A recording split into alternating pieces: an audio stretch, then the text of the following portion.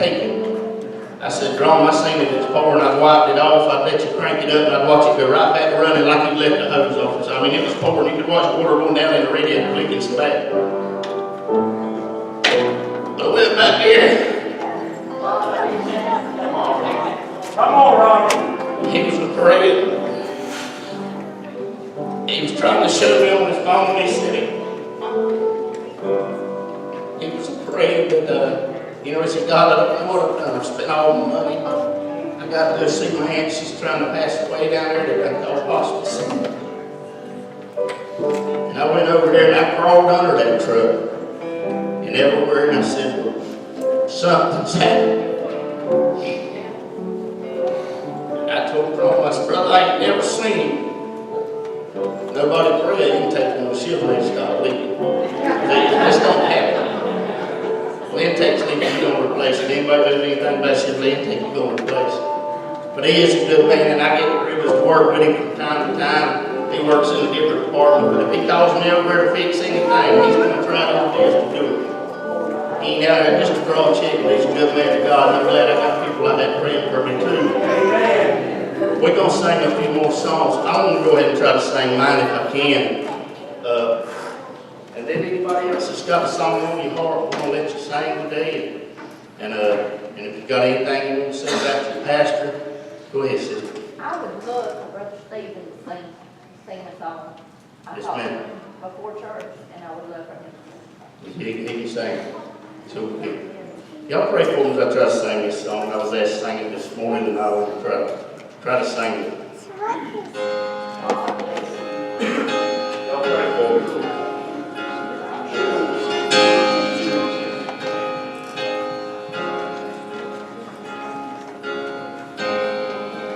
I have journeyed through the long dark night, out on the open sea. God bless.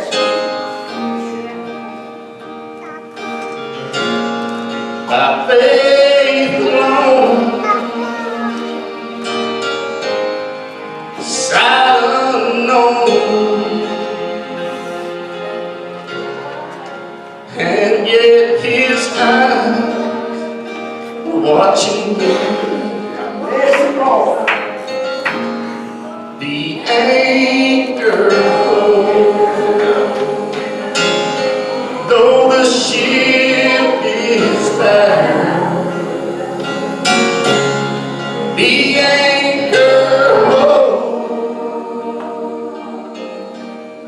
though the sails are torn.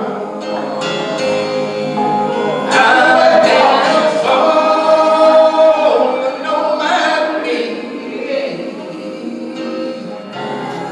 as I face the raging sea. The anchor holds in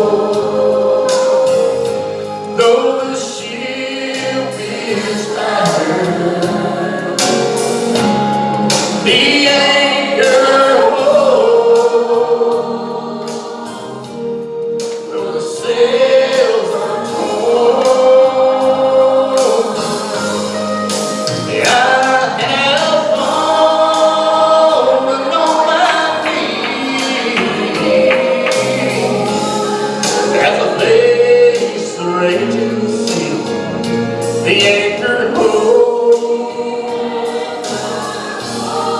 in spite of the storm.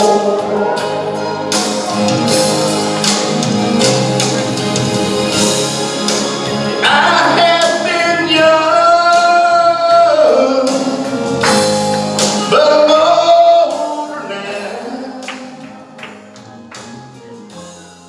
and there has been beauty I have seen.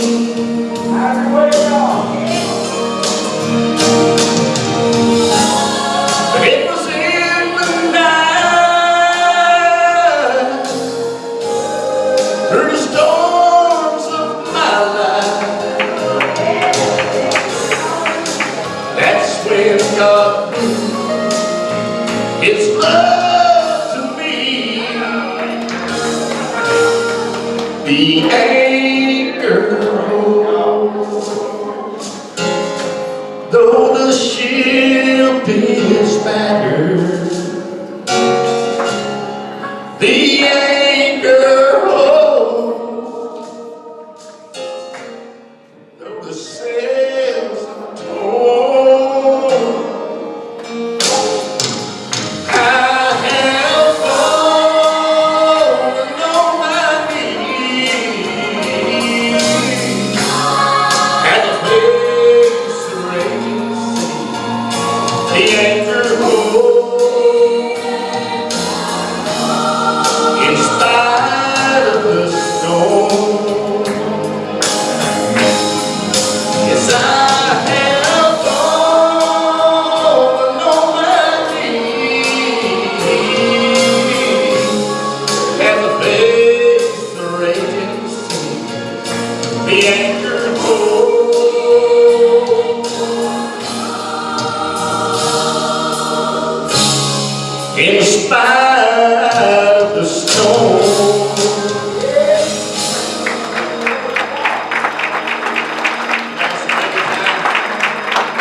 We get in a little old storm, and the first thing we do is, God, why you let this happen to us? Why you let it happen to us when 99.99% of the time we didn't walk where God told us to? You know, so many storms and anchors went through. I can remember one time, y'all, you know, because my pastor had told me, I'm just going to say a few things before other people saying that he wanted this to be about a church appreciation. And you know, I just remember some times the people who does things for this church, you know, sometimes you see somebody when you come in here, they're carrying toilet paper, or they're picking up trash. I want to thank each and every one of them. I can remember one time, you know, when there was 130-something plants bought for that end of the church out there, and you know, the hands was raised for everybody that wanted to come help, and there was 2 people showed up. I want to thank them 2 people. I don't want to call nobody's name this morning, because you know the Bible talks about if you do it, your reward's with you. But what we want to do is we want God to reward us. You know, I want to get some pat on the back from people down here, but when God rewards you, buddy, it's a reward. But you know, anybody that's ever walked across this parking lot that's picked up a piece of paper, or picked up paper out of these pews, I want to thank you. Because I want to tell you something. You sat on a piece of property that's worth over $750,000, and to come together with a handful of people when we started this church here, probably couldn't have raked up $1,000 between all of them. That's how I know God was in it. When we went to talk about trying to borrow some money for the church, we had some money. We had started having church a little bit, you know, and we were saving money. We found this land and bought it, and we had the money, and we put the foundation down, you know, and I can remember people's hands were bleeding. It was pulling roots and cutting vines and stuff. And I can remember the first time we had a service, it was right up there at the edge of the road for us, God. God bless. It was so deep in here you couldn't walk. We got a man to cut us out of space big enough up there, and we had a sunrise service here. I can remember when we was having church in here, we didn't even have no lights yet, and all the walls wasn't even finished yet.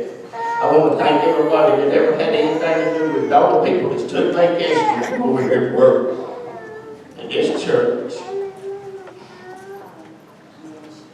You know, I can remember when that lady called me from the bank, and she said, Ronnie, she said, if y'all got half the money you want to borrow, think we was gonna borrow $120,000 to start with. She says, if your land's worth half, then we can loan you the other half. And you know, God let us have this property right here, and it was owned by the Kirklands over there, and they let us have it for $18,500. Now that wasn't nothing for 3.5 acres of land, more especially when that lady called me that day and she said, "Ronnie, you said that?" I said, "What you talking about, Miss Smith?" She said, "That property y'all got appraised for $275,000.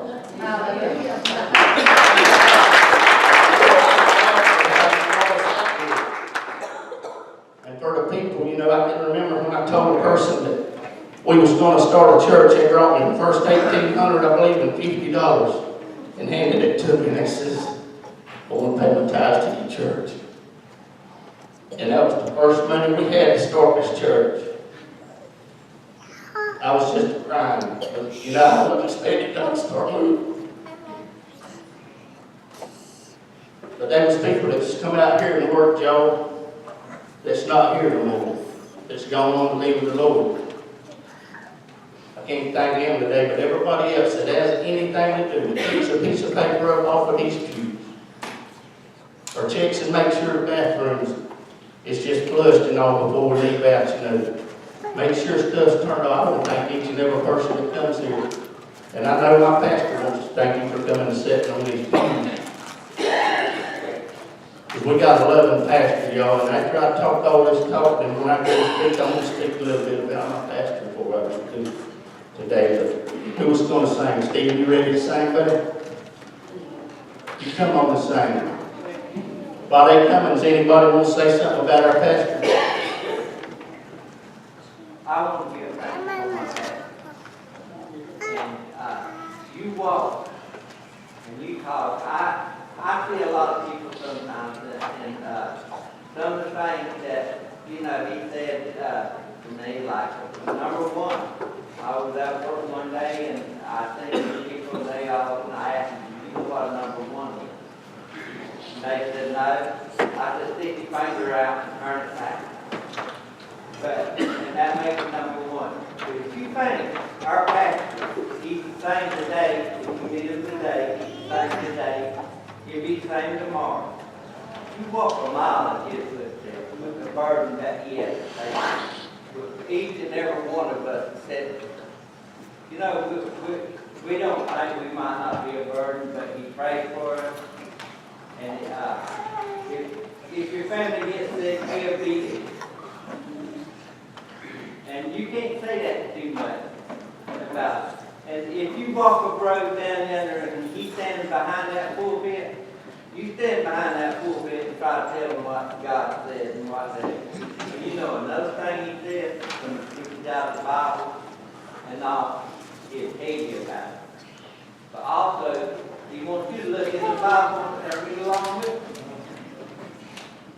And different things. So you can't ask for a better path. And also, you go out of your way to do something good for somebody else. And another thing I like to hear him say is sometimes about what sin going in, he said no sin. And you know, the love, we got to bring the love in the church with us. And then if we get our open faith in our heart, we'll come in there and even fit it with the word, what's out of the Bible and what it preaches about. So we all be of God and his family